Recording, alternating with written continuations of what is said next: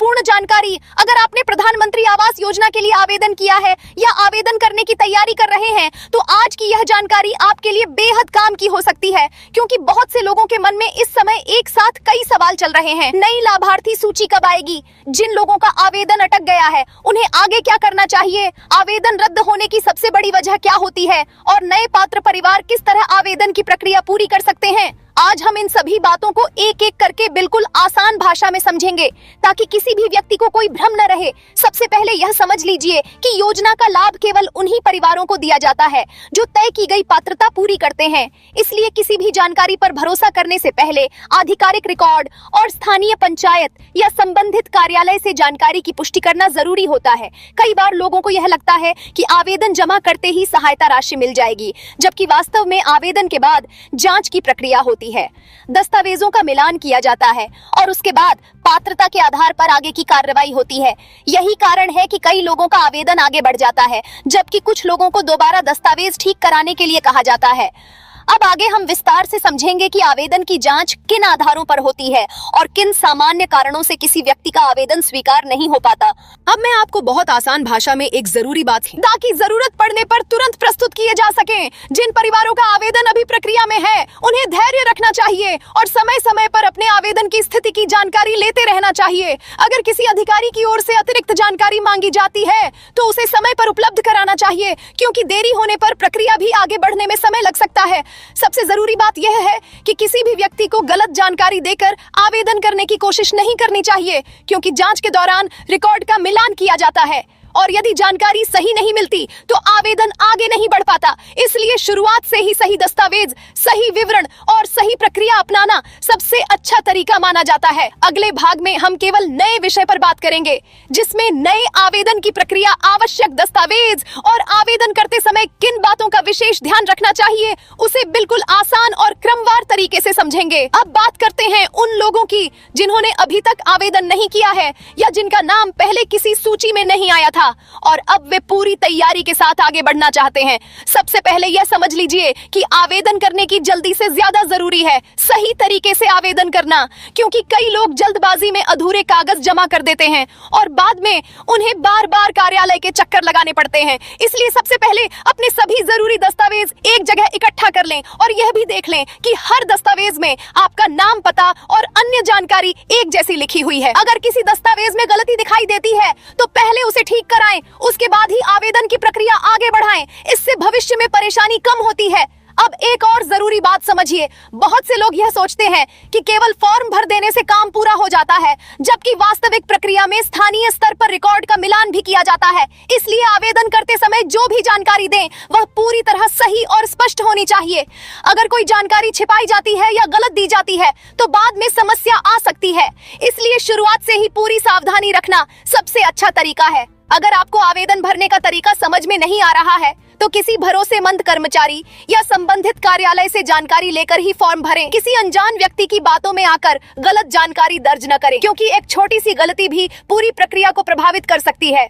इसी तरह mobile number भी वही दें जो हमेशा चालू रहता हो, ताकि भविष्य में यदि कोई सूचना भेजी जाए तो वह समय पर मिल सके। कई परिवार यह गलती भी करते हैं कि आवेदन जमा करने के बाद उसकी रसीद या पावती संभाल कर नहीं रखते, जबकि आगे चलकर यही सबसे महत्वपूर्ण दस्तावेज बन सकता है। इसीलिए आवेदन से जुड़ा हर कागज सुरक्षित रखें। अब एक और बात जो अक्सर लोग भूल जाते हैं वह यह है कि आवेदन के बाद यदि किसी स्तर पर सत्यापन की आवश्यकता हो तो समय पर उपस्थित होना भी जरूरी होता है। यदि संबंधित अधिकारी किसी जानकारी की पुष्टि करना चाहते हैं तो पूरा सहयोग करना चाहिए, क्योंकि इससे प्रक्रिया आसानी से आगे बढ़ती है। यदि किसी कारण से अतिरिक्त दस्तावेज मांगे जाएं, तो उन्हें निर्धारित समय के भीतर उपलब्ध कराने की कोशिश करें ताकि अनावश्यक देरी न हो। सबसे महत्वपूर्ण बात यह है कि किसी भी योजना से जुड़ी जानकारी हमेशा आधिकारिक माध्यम से ही प्राप्त करें और किसी अफवाह या अपुष्ट संदेश पर भरोसा न करें। अगर कोई व्यक्ति बिना किसी आधिकारिक आधार के लाभ दिलाने का वादा करता है या बदले में पैसे मांगता है तो उससे सावधान रहें और संबंधित अधिकारियों को इसकी जानकारी दें। सही जानकारी, सही दस्तावेज और सही प्रक्रिया ही किसी भी आवेदन को मजबूत बनाती है। यही कारण है कि जो लोग शुरुआत से सावधानी रखते हैं उन्हें बाद में कम परेशानी का सामना करना पड़ता है। अगले भाग में हम बिल्कुल नए विषय पर बात करेंगे, जिसमें आवेदन के बाद आगे की प्रक्रिया को सरल भाषा में क्रमवार समझेंगे। ताकि पहली बार आवेदन करने वाला व्यक्ति भी पूरे क्रम को आसानी से समझ सके। अब तक हमने आवेदन करने और जरूरी सावधानियों की बात की थी, लेकिन अब एक ऐसे हिस्से को समझना जरूरी है जिस पर बहुत कम लोग ध्यान देते हैं और बाद में सबसे ज्यादा परेशानी भी इसी वजह से होती है। कई परिवार यह मान लेते हैं कि आवेदन जमा होने के बाद अब उन्हें कुछ भी करने की जरूरत नहीं है, जबकि वास्तविक प्रक्रिया में समय समय पर अपने रिकॉर्ड की जानकारी रखना भी उतना ही जरूरी होता है। अगर किसी स्तर पर आपके आवेदन में सुधार की जरूरत बताई जाती है तो उसे जितनी जल्दी पूरा किया जाए उतना बेहतर माना जाता है। कई बार केवल एक छोटी सी जानकारी जैसे नाम की वर्तनी पता या बैंक खाते का विवरण सही न होने के कारण प्रक्रिया आगे बढ़ने में समय लग सकता है। इसलिए अपने सभी रिकॉर्ड समय समय पर देखकर यह सुनिश्चित करते रहें कि उनमें कोई गलती नहीं है। अगर किसी दस्तावेज में बदलाव कराया गया है तो संबंधित कार्यालय को भी उसकी जानकारी देना जरूरी हो सकता है। इसी तरह यदि आपका मोबाइल नंबर बदल गया है तो जहां आवश्यकता हो वहां उसे भी अपडेट कराना चाहिए, ताकि भविष्य में आने वाली किसी सूचना से आप वंचित न रहें। अब एक और जरूरी बात समझिए, कई लोग दूसरों के कहने पर बिना जांच किए अलग अलग कागज जमा कर देते हैं और बाद में उन्हें पता चलता है कि उनसे ऐसे दस्तावेज मांगे ही नहीं गए थे। इसलिए केवल वही दस्तावेज जमा करें जिनकी आधिकारिक रूप से जरूरत बताई गई हो। अनावश्यक कागज जमा करने से भी भ्रम की स्थिति बन सकती है। अगर आपको किसी जानकारी को लेकर संदेह हो तो पहले संबंधित कार्यालय से स्पष्ट जानकारी लें, उसके बाद ही अगला कदम उठाएं। कई परिवारों को यह भी नहीं पता होता कि आवेदन से जुड़े सभी कागजों की एक अतिरिक्त प्रति अपने पास रखना कितनी जरूरी है। भविष्य में यदि किसी दस्तावेज की जरूरत पड़े तो बार बार नई प्रतियां बनवाने की परेशानी नहीं होगी।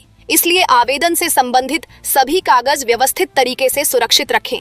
यदि किसी कारण से आपको कार्यालय जाना पड़े तो वही कागज साथ लेकर जाएं जिनकी आवश्यकता हो। इससे आपका समय भी बचेगा और प्रक्रिया भी आसान रहेगी। एक और महत्वपूर्ण बात यह है कि किसी भी योजना का लाभ पाने के लिए धैर्य रखना भी जरूरी है। कई बार लोग कुछ दिनों में परिणाम की उम्मीद करने लगते हैं और फिर गलत सूचनाओं पर विश्वास कर बैठते हैं, जबकि सही तरीका यह है कि समय समय पर अपने आवेदन की स्थिति की जानकारी लेते रहें और यदि किसी सुधार की आवश्यकता हो तो उसे पूरा करें। बिना पुष्टि के किसी संदेश को सही मानकर निर्णय न लें, क्योंकि इससे भ्रम बढ़ सकता है। सबसे अच्छा तरीका यही है कि आधिकारिक सूचना पर भरोसा करें, संबंधित कार्यालय से संपर्क बनाए रखें और अपने सभी दस्तावेज सही स्थिति में रखें। इससे जब भी आपकी प्रक्रिया आगे बढ़ेगी आपको अनावश्यक परेशानी का सामना नहीं करना पड़ेगा। अगले भाग में हम एक बिल्कुल नए विषय पर बात करेंगे, जिसमें योजना से जुड़े रिकॉर्ड को सुरक्षित रखने, आवेदन के बाद होने वाली सामान्य प्रक्रिया और लोगों द्वारा की जाने वाली कुछ आम गलतियों से बचने के आसान तरीके विस्तार से समझेंगे। बड़ी खबर, अगर आपने प्रधानमंत्री आवास योजना के लिए आवेदन किया है या आने वाले समय में आवेदन करने की तैयारी कर रहे हैं तो आज की यह जानकारी आपके लिए बहुत महत्वपूर्ण है, क्योंकि इस वीडियो में हम उन सवालों के जवाब आसान भाषा में